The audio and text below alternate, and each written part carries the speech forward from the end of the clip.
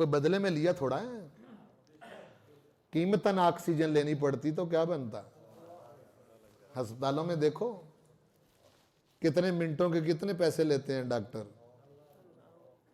Free में फैली हुई है।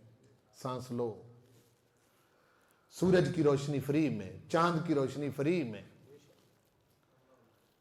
सब माहिरीन कहते हैं कि सूरज न चढ़े फसलें कभी न पके, फल कभी न पके। चांद तुलू न हो तो गल्ले अनाज और फलों के अंदर कभी मिठास पैदा ना हो।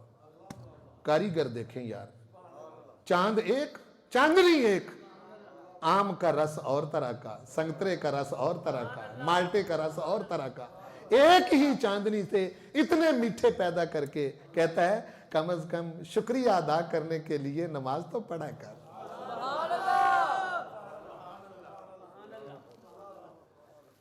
शुक्रिया तो अदा किया कर।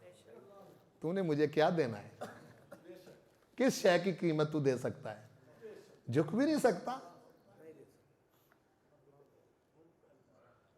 कोई बहुत मुश्किल में तो तुझे नहीं डाला, कोई हर वक्त का मुतालबा नहीं है।